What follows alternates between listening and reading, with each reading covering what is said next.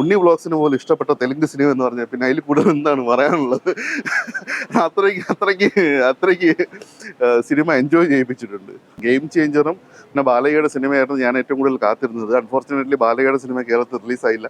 Game changer കണ്ടു, okay, mixed എനിക്ക് വളരെ രീതിയിലൊന്നും ഇഷ്ടപ്പെട്ടില്ല. പിന്നെ ഉണ്ടായിരുന്നത് വെങ്കടേഷിൻ്റെ സിനിമയായിരുന്നു, സംക്രാന്തിക്ക് വസ്തുന എന്ന് പറഞ്ഞിട്ട്. അപ്പം എനിക്ക് ആ സിനിമ കാണണമെന്ന് യാതൊരു പ്ലാനും ഇല്ലായിരുന്നു.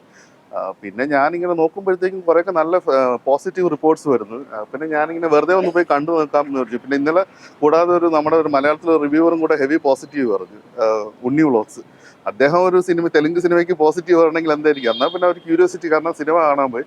സിനിമ തുടക്കം മുതൽ അവസാനം വരെ ലൈറ്റ് ഹാർട്ടഡ്. അതായത് ആദ്യത്തെ 10 മിനിറ്റ് തന്നെ സംവിധായകൻ പറയുന്നുണ്ട്, ഈ സിനിമ എന്ന് വെച്ച് കഴിഞ്ഞാൽ ഇത് ലൈറ്റ് ഹാർട്ടഡ് ആണ്, ഇതിനകത്ത് ലോജിക്ക് നോക്കരുത്, ഇതൊന്നും നോക്കരുത്. എന്നാൽ അനാവശ്യമായിട്ടുള്ള കാട്ടിക്കൂട്ടലുകളോ ഒന്നുമില്ല. തുടക്കം മുതൽ അവസാനം വരെ എല്ലാവരും സ്കോർ ചെയ്ത് അങ്ങ് പോവാണ്. അതിൻ്റെ സിനിമയുടെ കഥയൊക്കെ പറഞ്ഞാൽ വളരെ സിമ്പിളാണ്. അതായത് സസ്പെൻഡഡ് ആയിട്ടുള്ള ഒരു പോലീസ് ഉദ്യോഗസ്ഥൻ അദ്ദേഹത്തിന് ഒരു മിഷന് വേണ്ടിയിട്ട് അദ്ദേഹത്തിന് തിരിച്ചു കൊണ്ടുവരികയാണ്. ആര് കൊണ്ടുവരുന്നത്? അപ്പോൾ അദ്ദേഹത്തിൻ്റെ പോകുമ്പോഴത്തേക്ക് അദ്ദേഹത്തിൻ്റെ ഫാമിലിയും വരും, ഭാര്യയും 1-2 പേരും പറയും ഞങ്ങളും കൂടെ വരും എന്ന് പറയും. ഇനി പുള്ളീനെ തിരിച്ചു കൊണ്ട് വരാൻ പോയത് പുള്ളിയുടെ എക്സ് കാമുകിയാണ്, പോലീസിൽ ജോലി ചെയ്യുന്നത്. അത് തന്നെ ഈ പ്ലോട്ട് പറയുമ്പോൾ തന്നെ നിങ്ങൾക്ക് ഏകദേശം സംഭവം മനസ്സിലാവും.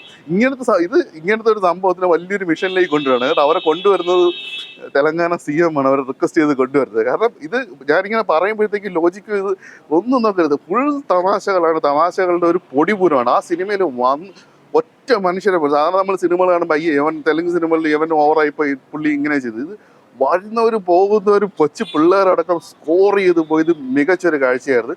പിന്നെ സിനിമയിൽ എടുത്തു പറയേണ്ട പെർഫോമൻസ്, വെങ്കടേഷ്. ഇന്നലെ ആരൊക്കെ പറയുന്നുണ്ടായിരുന്നു ജയറാമിനൊക്കെ ഈ റോൾ കിട്ടി കഴിഞ്ഞാൽ പൊളിക്കുന്നത്. ഒരിക്കലുമല്ല, വെങ്കടേഷ് തന്നെയാണ്.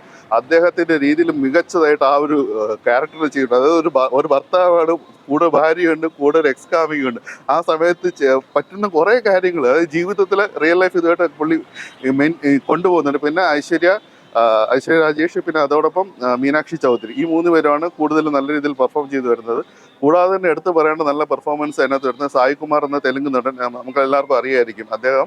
പിന്നെ അതുപോലെ തന്നെ ഒരു മറാഠി നടനുണ്ട്, ഉപേന്ദ്ര ലിമയ എന്ന് പറഞ്ഞിട്ട്. അപ്പോൾ അദ്ദേഹത്തിൻ്റെ ആദ്യത്തെ തെലുങ്ക് സിനിമ കൂടെയാണത്. അത് കുറേ സിനിമകൾ, ഹിന്ദി സിനിമകളെല്ലാം ചെയ്തിട്ടുണ്ട്, നാഷണൽ അവാർഡ് പോലും കിട്ടിയിട്ടുണ്ട്. അപ്പോൾ അദ്ദേഹത്തിൻ്റെ ഒരു വ്യത്യസ്ത റോൾ ഈ സിനിമയ്ക്കകത്ത് കാണാൻ പറ്റുന്നുണ്ട്. അങ്ങനെ ഒരു ത്രൂ ഔട്ട് ഒരു ഫൺ മോഡിൽ കാണാൻ പറ്റിയ, ഫാമിലി, പിള്ളേർക്ക് എല്ലാവർക്കും കൂടെ കയറി നിന്നിട്ട് ചിരിച്ച്.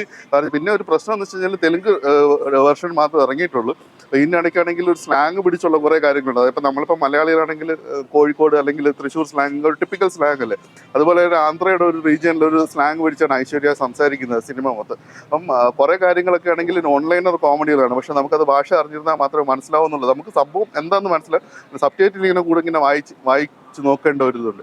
പിന്നെ അതുപോലെ തന്നെ സിനിമ ഇങ്ങനെ ഇപ്പോൾ എൻ്റെ ക്ലൈമാക്സ് ഒക്കെയാണ് എൻ്റെ സിനിമയുടെ ഹൈലൈറ്റ്. കാരണം ക്ലൈമാക്സ് എത്തുമ്പോഴത്തേക്ക് ഒരു ഫൈറ്റ് സീനാണ്. അപ്പോൾ വിചാരിക്കുമോ സിനിമ ഇതുവരെ എൻ്റർടൈൻ ചെയ്തു, ഇനി ഫൈറ്റ് ക്ലീശയല്ലേ, ആയിക്കോട്ടെ എന്ന് വിചാരിക്കും. പക്ഷേ ഫൈറ്റ് എന്ന് വെച്ച് കഴിഞ്ഞാൽ ഒരു വ്യത്യസ്ത രീതിയിലാണ് എടുത്തിരിക്കുന്നത്. അത് ഞാൻ പറഞ്ഞു കഴിഞ്ഞാൽ അത് സ്പോയിലർ ആയിപ്പോവും. അത് ഒരു വ്യത്യസ്ത രീതിയിൽ, കാരണം നമ്മുടെ ഇന്നത്തെ ന്യൂജൻ നിബ്ബീസ്, ഇന്നത്തെ ന്യൂജൻ ഹസ്ബൻഡ്സ്, വൈഫ് എല്ലാവർക്കും കൂടെ ഉപദേശങ്ങളൊക്കെ അതിനകത്ത് കിട്ടുന്നുണ്ട്. പിന്നെ ഒരു എക്സ്റ്റൻഡ് ടൈലൻഡ് കൂടെ സിനിമയ്ക്കകത്തുണ്ട്. അത് സിനിമയുടെ ഒരു ഇമോഷൻ പിടിച്ചിരുന്നു കഴിഞ്ഞാൽ കാണാൻ പറ്റും. അങ്ങനെ കുറേ നാൾ കഴിഞ്ഞിട്ടാണ് ഇങ്ങനെ ഒരു കംപ്ലീറ്റ്ലി ഫൺ, ഒരു കുറേ സ്പൂഫ് മിക്സ് അല്ലെങ്കിൽ ഒരു കോമഡി ആയിട്ടുള്ള ഒരു സിനിമ കാണുന്നത്. അതും വെങ്കടേഷ് സത്യം പറഞ്ഞാൽ അദ്ദേഹത്തിൻ്റെ ഒരു എനർജറ്റിക് പെർഫോമൻസ് തന്നെയായിരുന്നു.